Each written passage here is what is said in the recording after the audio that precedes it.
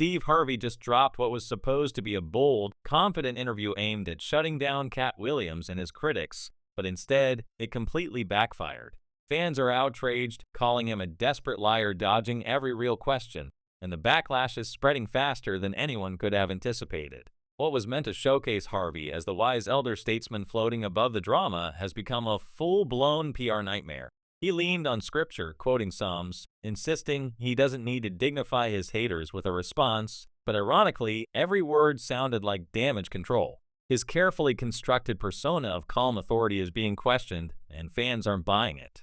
From the moment he dismissed Cat's viral claims as baseless hate, it was clear that Harvey was attempting to avoid specifics.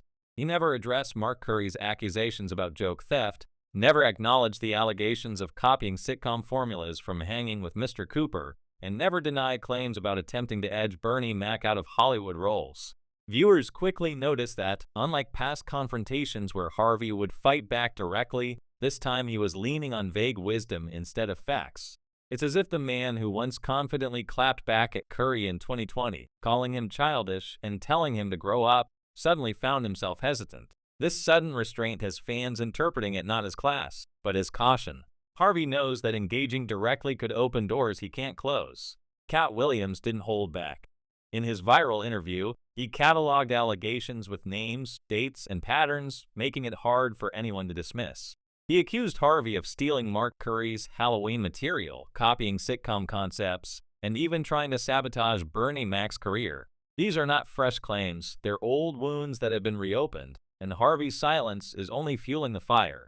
Curry's side-by-side comparisons of his late 90s Halloween jokes with Harvey's punchlines on national TV reveal striking similarities: cardboard box costumes, identical phrasing, same comedic structure. Fans online are piecing it all together, sharing clips that many agree constitute undeniable proof of theft. What makes it worse for Harvey is that Curry confirms the feud never really ended. It simply went dormant until Cat Williams reignited the conversation. Then there's the Bernie Mac situation. After Bernie's tragic passing in 2008, whispers emerged that Harvey attempted to take his spot in Ocean's 11, allegedly offering to do the role for less money. Cat Williams praised Bernie's legacy, calling out Harvey's behind-the-scenes maneuvering during the Kings of Comedy tour. If Cat's account is accurate, Harvey wasn't just competing with Bernie for spotlight, it was a calculated attempt to replace him. Fans watching these interviews began connecting dots, and Harvey's evasive responses in his recent interview only amplified the perception of a long-running pattern. It's not just one-off behavior. Harvey's history shows a consistent pattern of control and evasion. The infamous 2017 memo leaked from his talk show days demanded that staff stop speaking to him without appointments. "Do not approach me while I'm in the makeup chair unless I ask to speak with you directly," he wrote, establishing strict boundaries that chilled workplace communication. Former collaborators, like Gary Owen, have spoken publicly about being creatively silenced, underpaid, and treated as mere voiceover filler rather than true partners. Fans are connecting these old memos to Harvey's current evasive interview style. The man who once openly confronted critics now seems to rely on vague spiritual wisdom to fend off scrutiny. This pattern has earned a name among fans, the Steve Harvey cycle. Whenever someone challenges him, be it Cat Williams, Mark Curry, or others, Harvey responds indirectly, avoids specifics, or uses moral authority and scripture to deflect. In the past, this method was effective. It protected his carefully curated image while keeping critics at bay. But now, with resurfaced clips, side-by-side joke comparisons, and growing social media analysis, that strategy is faltering. The evidence is out there, and fans are hungry for answers. Cat Williams' resurgence has only amplified the stakes. His Dark Matter tour alongside Mark Curry has exploded in popularity, with ticket prices soaring from just over $50 to more than $200. The first 3 shows sold out immediately, and demand continues to climb. Fans aren't just attending comedy shows, they're witnessing what many describe as justice playing out in real time. Harvey's evasiveness stands in stark contrast, polished, careful, and increasingly perceived as defensive rather than classy. The momentum is shifting toward Cat, who has positioned himself as the anti-establishment comic, connecting directly with audiences without corporate filters. Fans are emotionally and financially invested in his narrative, which adds pressure to Harvey's carefully built public persona. The implications extend beyond public perception. Industry insiders are watching closely. Brands and investors dislike uncertainty, and if the narrative around Harvey continues to grow, it could impact deals, endorsements, and financial opportunities. His reputation as a respected mentor and kingmaker is on the line. Fans are asking, can he maintain that image if the allegations gain traction and more insiders speak out? The silence, selective or otherwise, only deepens suspicion. The issue goes deeper than just jokes or rivalries. For Harvey, legacy and ego are intertwined. His career spans game shows, sitcoms, and daytime television, but his acting career never reached the heights many expected. Cat Williams' critique that Harvey never carved out a unique lane and often built success by climbing someone else's ladder hits at the core of that unfulfilled potential. Every indirect attack, every scripture quote, and every evasive response may be a defense mechanism for a wounded ego, a way to protect the tower he has carefully constructed over decades. As the timeline of grievances grows, fans are piecing together a broader picture. Each time Harvey faced criticism, he allegedly belittled challengers, minimized their contributions, or shifted the conversation to moral or spiritual territory. Gary Owen's account of being denied creative input, Cedric's silence on alleged joke theft, and Cat Williams' recent interviews all form a pattern. Harvey appears to protect his spotlight at all costs. For years it worked. But now, every misstep is being analyzed, replayed, and compared. The meticulously polished image Harvey has cultivated is under unprecedented scrutiny. Even the public's interpretation of scripture quotes is shifting.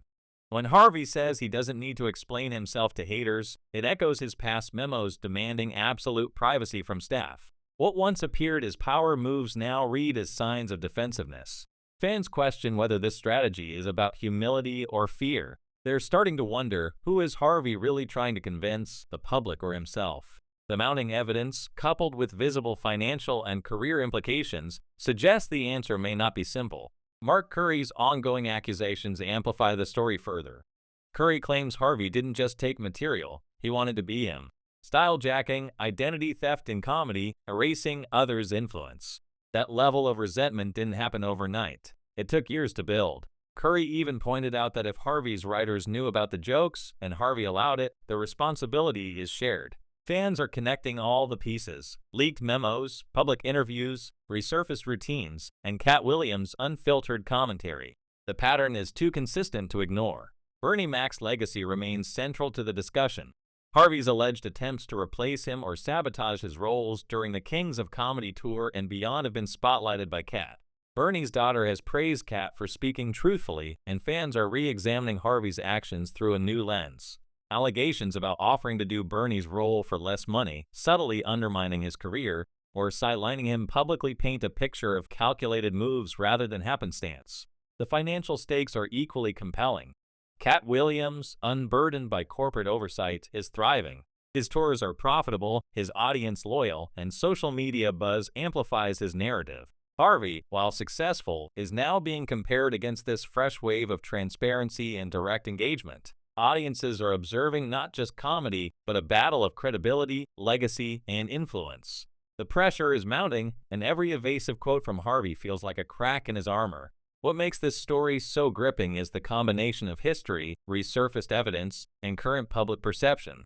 Steve Harvey isn't just facing a single critic. He's facing multiple voices: Cat Williams, Mark Curry, Gary Owen, and even the family of Bernie Mac, all questioning his originality, methods, and motives. Fans are now actively debating not only his talent but his ethics, his career choices, and his approach to mentorship. The discussion has gone far beyond entertainment gossip. It's a lesson in accountability and reputation management at the highest level. As the backlash grows, one thing becomes clear: Harvey's careful control of narrative, previously a strength, is now being read as a weakness. Fans and insiders alike are scrutinizing every move, comparing old memos, interviews, and performances against new evidence. The once untouchable kingmaker is showing signs of vulnerability. Every vague answer, every quote from scripture, every refusal to address specific allegations compounds the pressure. This unfolding situation raises important questions. Can Steve Harvey maintain credibility in the face of rising public scrutiny? Will new revelations emerge that further challenge his narrative? And perhaps most importantly, how will this affect the legacy he has spent decades building? The stakes are high, not just for Harvey's career, but for how audiences view fairness, originality, and accountability in comedy. Fans are paying attention. Forums, social media, and video comparisons are fueling the conversation, and Cat Williams' resurgence ensures the story isn't going away.